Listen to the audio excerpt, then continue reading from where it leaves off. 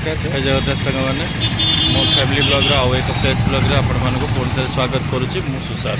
तो सकाल सकाल मुझे माछ नापी जेहेतु आज शुक्रवार थिला समस्ते घरे नॉनवेज खाते शुक्रवार। तो शुक्रवार मुझे माछ नवा तो चलतु जावा माछ मार्केट।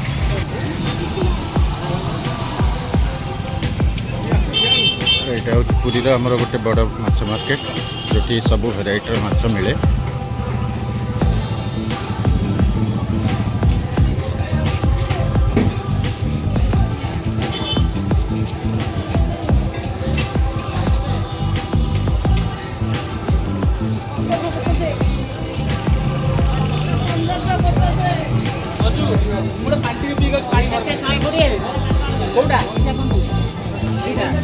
हाँ सीटा 120 गोड़ पैकेटा 100 ସେଇଟା আছে এইটা আছে ଭେରାଇଟିର ମାଛ ଅଛି ଆପଣମାନେ ଦେଖିପାରୁଥିବେ।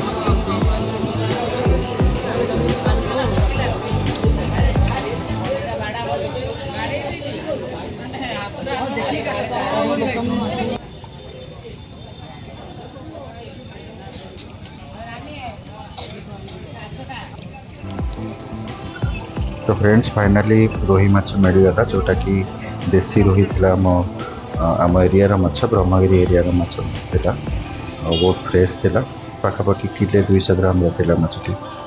तो माछटी फाइनाल कलापर मौसी को देली मुझे भलसे कटा सफासफी करके कटाकटी करने जेहतु घरे काटार सुविधा नहीं तो मो सब बाहर काटिकी नहीं आसे और काटिले से माने भी प्रोफेशनाली काटती भल साइज ठीक से सफासफी करके बढ़िया से काटि पारती। तो काटि सारा घरे आनिकी भलसे सफासफी करके रोगी भलसे बन दिए। तो देखो सुंदर काटुची परिष्कार कर काटुची मझर काटिकी पेटी पीस भी बाहर करदेला जोटा कि पुओ को पेटी पीस खायापी भल लगे जेहतु कंटा कम रुहे तो पेटी पीसटा करदे सुविधा हुए खायापी। तो पेटी पीस कर देती और कर सारापर सफासफी करके भलसे घर को लेकिन आसती।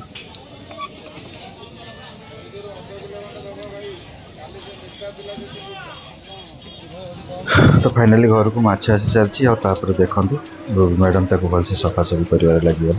हाय फ्रेंड्स जय जगन्नाथ। आज शुक्रवार तो मो हस्बैंड मार्केट रो जाइकी माछ धरिकी आसचंती जेहेतु भेज नॉन भेज बार तो से आज पुओ हिसाब से माछ आसी।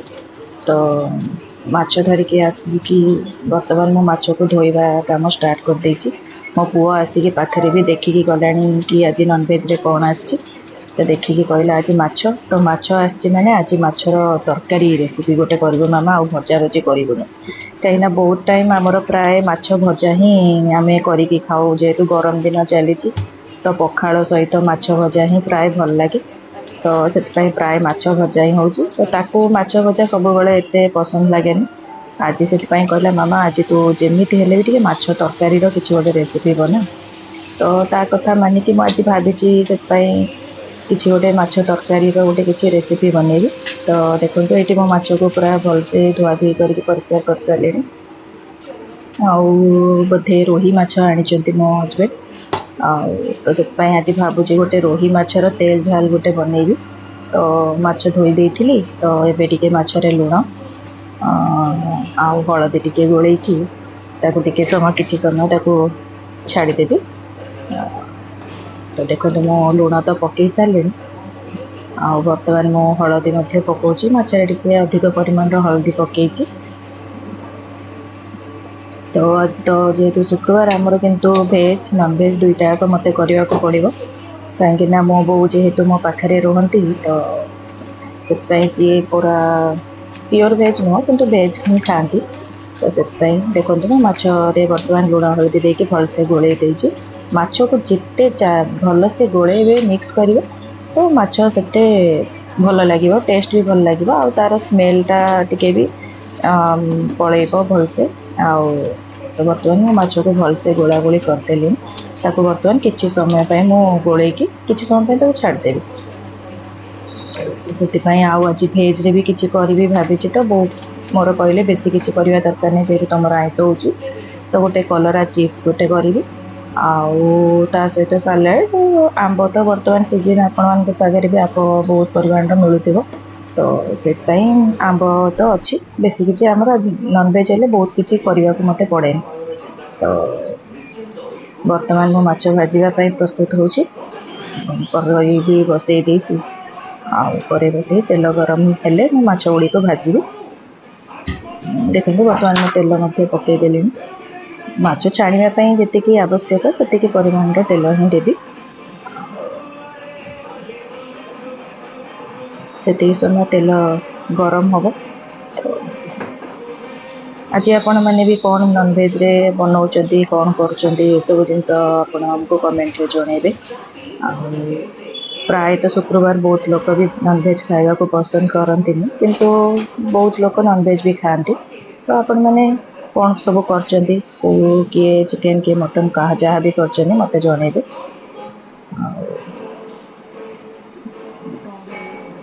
देखो बर्तमान तेलटी तातिबा आरंभ है तेलटी तातिले मु माछ गुड़िक सब भाजी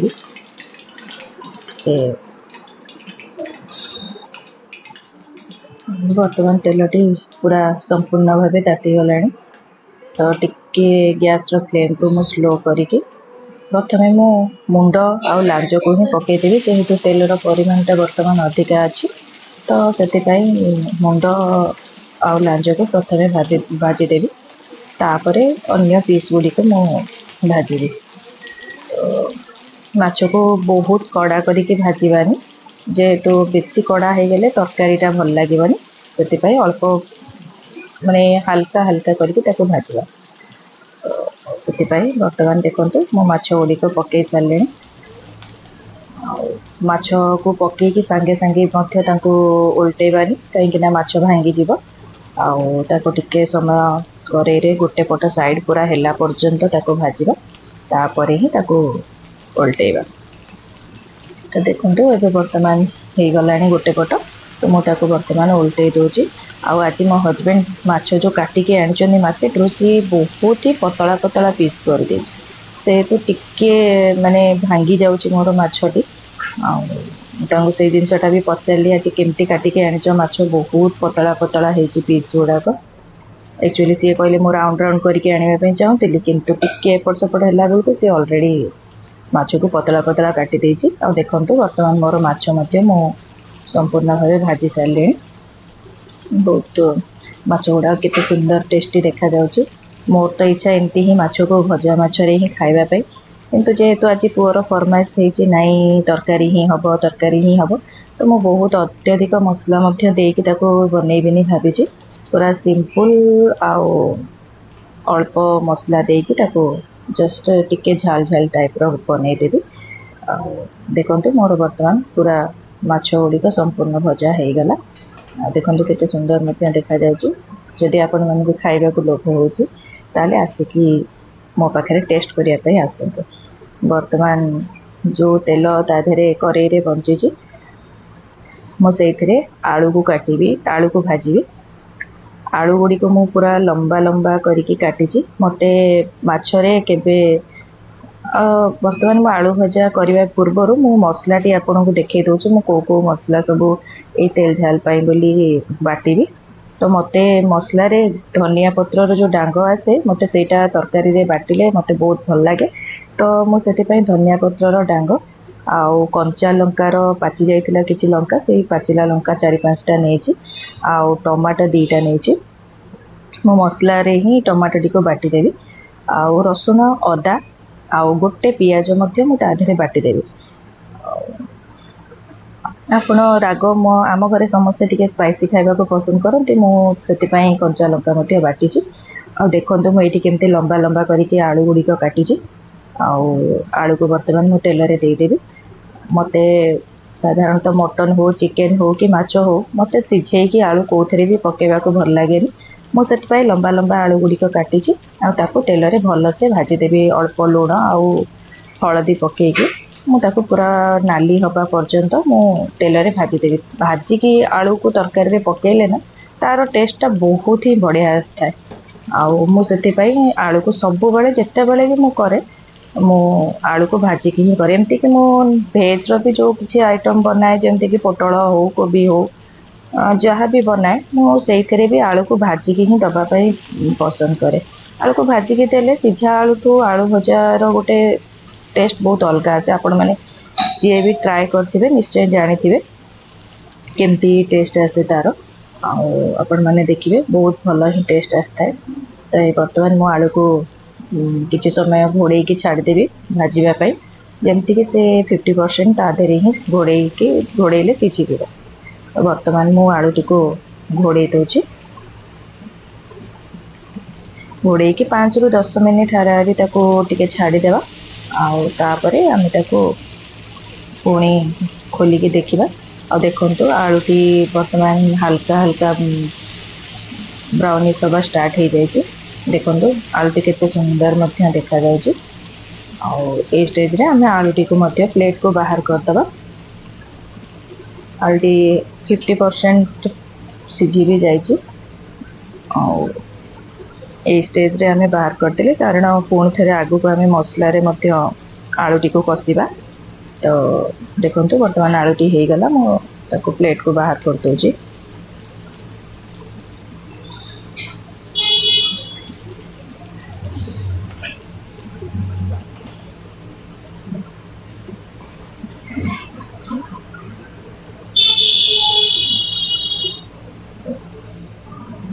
बर्तमान मु आलू गुड़िक काट देची से तेल रे आउ टिके तेल पकई दूची कहीं मसला बर्तमान कषार अच्छे। तो बहुत भी तेल दौनी 2-3 चामच खंडे तेल पुणी से तेल रे ऐड करुची।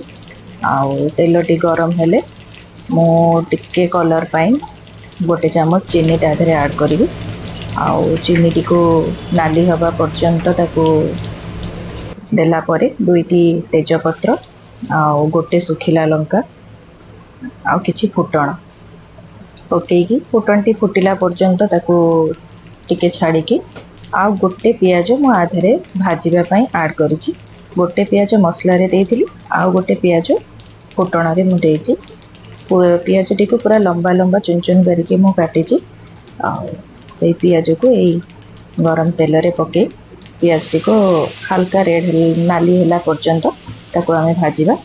बेसी समय भाजवानी जस्ट हल्का नाली हैला पर्यंत से को भाजिबा।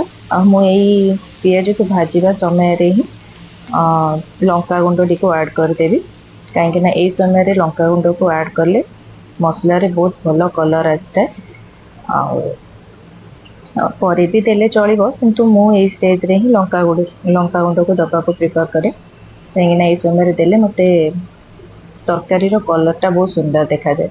देखो ये बर्तमान आपण जी राग खाती से अनुसार ही आप लंका गुंड पकेबे। मुझे तो आगु भी कही आम घरे समस्ते टिके राग खाइबा को बहुत ही पसंद करती से मु टिके लंका गुंडर परिमाण अधिक देइछि।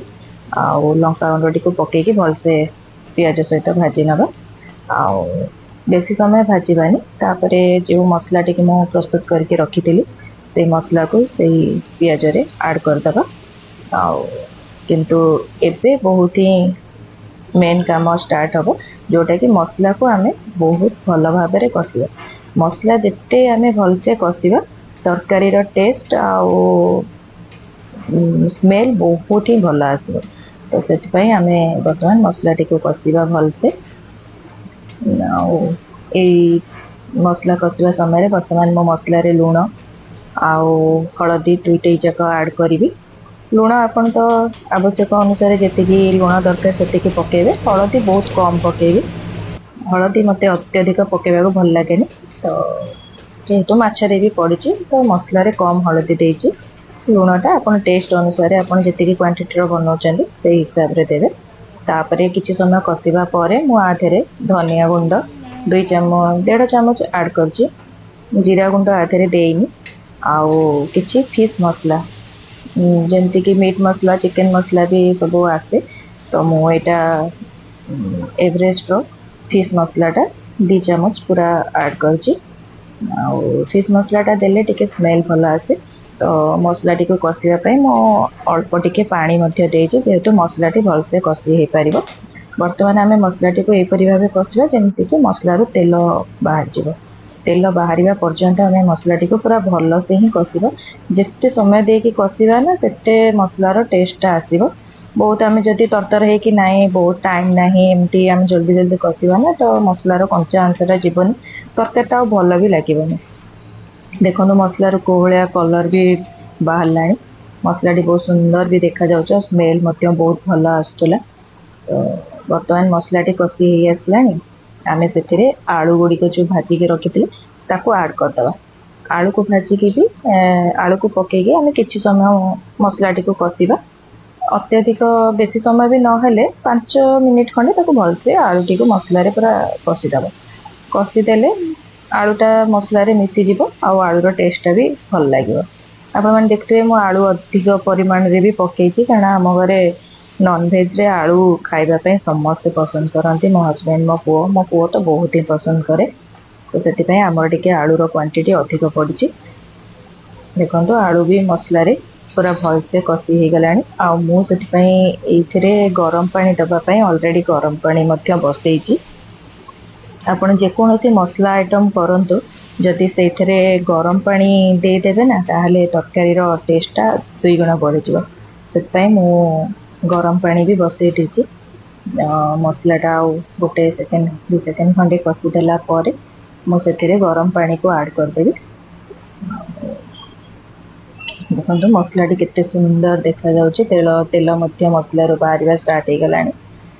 ଆଉ ଏଇ ଷ୍ଟେଜ୍ରେ ବର୍ତ୍ତମାନ ମୁଁ ୟା ଦେହରେ ଗରମ ପାଣିକୁ ଆଡ଼୍ କରିବି। ଆପଣ ପାଣି ଆପଣଙ୍କ ହିସାବରେ ଦେବେ। ଯେହେତୁ ମୁଁ ଏଇଟା ଝାଲ ଝାଲ ଟାଇପ୍ର କରିବି ତ ଅତ୍ୟଧିକ ପାଣି ଦେବିନି। ଫିର୍ ବି 2 ଗ୍ଲାସ୍ ହେଲା ଭଳିଆ ମୁଁ ଗରମ ପାଣି ୟା ଦେହରେ ଆଡ଼୍ କରିଥିଲି। ଆଉ ପାଣିକୁ ଆଡ଼୍ କରିକି କିଛି ସମୟ ପୁରା ଭଲସେ ଫୁଟିବା ପାଇଁ ଛାଡ଼ିଦେବା। ସେଥିରେ ଆଳୁ ମଧ୍ୟ ଭଲସେ ସିଝିଯିବ। ଆଉ ଦେଖନ୍ତୁ ମୋର କେତେ ସୁନ୍ଦର ତରକାରୀଟି ଫୁଟୁଛି ଆଉ କେତେ ସୁନ୍ଦର କଲର୍ ମଧ୍ୟ ଆସିଛି। ଆଉ ଏଇଭଳି ପୁରା ଟକବକ୍ ଟକବକ୍ ହେଇକି ଯେତେବେଳେ ତରକାରୀଟା ଆପଣ ଦେଖିବେ ଫୁଟୁଛି, ସେଇ ଟାଇମ୍ରେ ଭଜା ମାଛ ଗୁଡ଼ିକ ଆମେ ଆ ଦେହରେ ଆଡ଼୍ କରିଦେବା। ମାଛ ଯେମିତି ପାଣି ଭିତରେ ବୁଡ଼ିକି ରହିବ ସେଇ ହିସାବରେ ଆପଣ ଟିକେ ଫାଷ୍ଟ ପାଣି ଦେଇଥିବେ। ମାଛ ଗୁଡ଼ିକ ତା ଭିତରେ ଯେତିକି ଆପଣଙ୍କର ମାଛ କ୍ୱାଣ୍ଟିଟି ଦେଖିକି ବର୍ତ୍ତମାନ ମୁଁ ଆ ଦେହରେ ମାଛ ଗୁଡ଼ିକ ଗୋଟି ଗୋଟି କରିକି ସବୁ ଦେଉଛି। ଆଉ ଦେଖନ୍ତୁ ମାଛ ଗୁଡ଼ିକ ପଡ଼ିଲା ପରେ ତରକାରୀଟି କେତେ ସୁନ୍ଦର ଦେଖାଯାଉଛି। ବର୍ତ୍ତମାନ ମୋ ମାଛ ତରକାରୀ ପ୍ରସ୍ତୁତ ହେବା କମ୍ପ୍ଲିଟ୍ ହେଲାଣି। ସେଇ ଭିତରେ ମୋ ବୋଉ ମଧ୍ୟ ଏପଟେ ଆସି ମୁଁ କହୁଥିଲି ନା କଲରା ଆଳୁ ଚିପ୍ସ ବନେଇବି ବୋଲି, ତ ମୁଁ ସବୁ ତାକୁ ଗୋଳା ଗୋଳି କରିକି ରଖିଦେଇଥିଲି। ତ ବୋଉ ବର୍ତ୍ତମାନ କଲରା ଆଳୁକୁ ଚିପ୍ସ ସେପଟେ କରୁଛନ୍ତି। ଆଉ ତାଙ୍କ ପାଇଁ ଟମାଟୋ ଆଳୁ ମଧ୍ୟ ଟମାଟୋ ବଡ଼ି ବାଇଗଣ ସବୁ ଭଜା ହେଇଥିଲା, ସେ ଚକଟିକି ଖାଇବେ ବୋଲି। ଆଉ ଦେଖନ୍ତୁ ଏଠି ମୋର ମାଛ ତରକାରୀଟି ପୁରା ସମ୍ପୂର୍ଣ୍ଣ ଭାବେ ପ୍ରସ୍ତୁତ ହେଇ ଆସିଲାଣି। କେତେ ସୁନ୍ଦର ମଧ୍ୟ ଦେଖାଯାଉଛି। ଆଉ ବର୍ତ୍ତମାନ ମୁଁ ୟା ଦେହରେ କିଛି କଟା ଧନିଆ ପତ୍ର, ଯେହେତୁ ଧନିଆ ପତ୍ର ତ ପଡ଼ିଲେ ଆପଣମାନେ ଜାଣିଥିବେ ତରକାରୀର ଟେଷ୍ଟଟା କେଉଁଭଳି ଭାବେ ଆସେ। ତ ବର୍ତ୍ତମାନ ମୁଁ ଆ ଦେହରେ ତରକାରୀରେ ଧନିଆ ପତ୍ର 1 ମୁଠା ଆଡ଼୍ କରିଦେଇଛି। ଆଉ ମୋ ତରକାରୀଟି ସମ୍ପୂର୍ଣ୍ଣ ବର୍ତ୍ତମାନ କମ୍ପ୍ଲିଟ୍ ହେଇଯାଇଛି। ଦେଖନ୍ତୁ ବହୁତ ହିଁ ସୁନ୍ଦର ଲାଗୁଛି, ଟେଷ୍ଟ ମଧ୍ୟ ବହୁତ ହିଁ ଭଲ ହେଇଥିଲା ସେଦିନ। ଆମେ ତ ଆପଣମାନେ ଭିଡ଼ିଓ ଦେଖିଲା ବେଳକୁ ଅଲରେଡ଼ି ଆମେ ଏସବୁ ଜିନିଷକୁ ଖାଇସାରିଥିବୁ। ଆଉ ବହୁତ ସୁନ୍ଦର ଟେଷ୍ଟ ହେଇଥିଲା। ଦେଖନ୍ତୁ ମାଛ କେତେ ସୁନ୍ଦର ଦେଖାଯାଉଛି। ବହୁତ ଭଲ ବି ହେଇଥିଲା। ଟିକେ ସ୍ପାଇସି ହେଇଥିଲା କିନ୍ତୁ ଖାଇବା ବହୁତ ଟେଷ୍ଟି ହେଇଥିଲା। ତ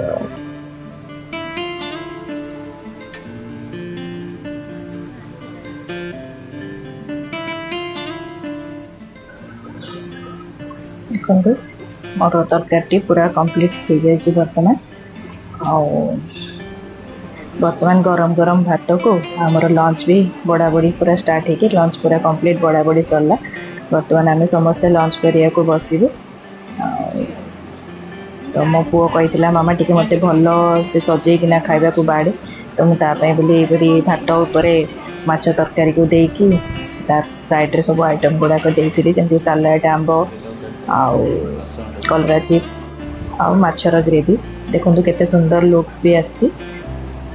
ତ ଆପଣମାନଙ୍କୁ ଦେଖିକି ଲୋଭ ଆସୁଛି, ଯଦି ଆପଣମାନେ ବି ଆସନ୍ତୁ ଆମ ସହିତ ଲଞ୍ଚଟିକୁ ସେୟାର କରିବେ। ବର୍ତ୍ତମାନ ଆମେ ତ ଯାଉଛୁ ଲଞ୍ଚ କରିବା ପାଇଁ, ଆପଣମାନେ ବି ଆପଣମାନଙ୍କ ନିଜ ଲଞ୍ଚକୁ ବର୍ତ୍ତମାନ ସନ୍ଧ୍ୟା ସମୟ ହେଇଯାଇଛି ସାଙ୍ଗମାନେ। ଆଉ ଆଜି ମୁଁ ସନ୍ଧ୍ୟାବେଳେ ପୋଡ଼ପିଠା ଘରେ ପ୍ରସ୍ତୁତ କରିଥିଲି। କହୁଥିଲି ନା ମୋ ଭଉଣୀ ଆସିଥିଲା, ତ ମୋ ଭଉଣୀ ଯେଉଁ ଆସିଥିଲା ଆମର ବିରି ଚାଉଳ ବଟା ହେଇଥିଲା ତା ପାଇଁ ଇଟଲି ବନେଇବା ପାଇଁ। ତ ସେଥିରୁ କିଛି ଆଣ ମୁଁ ବଞ୍ଚେଇକି ରଖିଥିଲି, ଯେଉଁଟାକି ମୋ ବୋଉ କହିଲେ ଅଛି ତ ଚାଲ ଆମେ କିଛି ପୋଡ଼ପିଠା ଟିକେ ବନେଇଦେବା। ଆଉ ପୋଡ଼ପିଠା ତ ଆମ ବୋଉଙ୍କୁ ବି ବହୁତ ଭଲ ଲାଗେ, ଆଉ ଘରେ ବି ଆମେ ସମସ୍ତେ ଖାଇବାକୁ ପସନ୍ଦ କରୁ। ସେଥିପାଇଁ ପୋଡ଼ପିଠା ଟିକେ ପ୍ରସ୍ତୁତ କରିଥିଲି। ପୋଡ଼ପିଠା ରେସିପି ତ ଆପଣମାନେ ସମସ୍ତେ ଜାଣିଥିବେ, କିଏ କେଉଁ ଟାଇପ୍ର ପୋଡ଼ପିଠା କରନ୍ତି, କିଏ ବିରି ଚାଉଳରେ କରନ୍ତି, କିଏ ଖାଲି ଚାଉଳରେ ମଧ୍ୟ କରନ୍ତି। ଫିର୍ ବି ଯଦି ଆପଣମାନଙ୍କୁ ମୋ ପୋଡ଼ପିଠାଟି ଦେଖିକି ଲୋଭ ଆସୁଥାଏ କି ସୁନ୍ଦର ବି ଦିଶୁଥାଏ, ତାହେଲେ ଯଦି ଆପଣମାନେ କହିବେ ମୁଁ ପୋଡ଼ପିଠାର ରେସିପିଟି ଆପଣଙ୍କୁ ସମ୍ପୂର୍ଣ୍ଣ ଭାବରେ ଦେବା ପାଇଁ ଚେଷ୍ଟା କରିବି। ସେମିତି କିଛି କଷ୍ଟ କାମ ନୁହଁ। ଆଉ ମୋ ପୋଡ଼ପିଠାଟି ବି ସେଦିନ ବହୁତ ହିଁ ଟେଷ୍ଟି ହେଇଥିଲା। ମୁଁ ଏଇଟା ଗୁଡ଼ରେ ପୁରା ପ୍ରସ୍ତୁତ କରିଥିଲି। ଗୁଡ଼, କଟା ନଡ଼ିଆ, ଅଳେଇଚ ସବୁ ପକେଇକି ପ୍ରସ୍ତୁତ କରିଥିଲି। ପୋଡ଼ପିଠାଟି ବହୁତ ନରମ ବି ହେଇଥିଲା ଆଉ ବହୁତ ଟେଷ୍ଟି ମଧ୍ୟ ହେଇଥିଲା। ଘରେ ସମସ୍ତେ ଖାଇକି ବହୁତ ପସନ୍ଦ ବି କଲେ। ଆଉ ଯଦି ଆପଣମାନେ କହିବେ ତାହେଲେ ମୁଁ ଆପଣମାନଙ୍କୁ ଏଇ ପୋଡ଼ପିଠାଟିର ରେସିପିଟିକୁ ସେୟାର କରିବା ପାଇଁ ଚେଷ୍ଟା କରିବି। ଆଉ ଆମେ ତ ପୋଡ଼ପିଠା ଖାଇକି ବହୁତ ଏନ୍ଜୟ କଲୁ। ଆଉ ଆପଣମାନେ ଆପଣଙ୍କର ଘରେ ଯାହା ବି ବନେଇଛନ୍ତି ସେୟାକୁ ସବୁ ଖାଇକି ଏନ୍ଜୟ କରନ୍ତୁ। तो फ्रेंड्स आपण मानक ये वीडियोटी केमती लगिला निश्चय कमेंट्स माध्यम रे जानबे।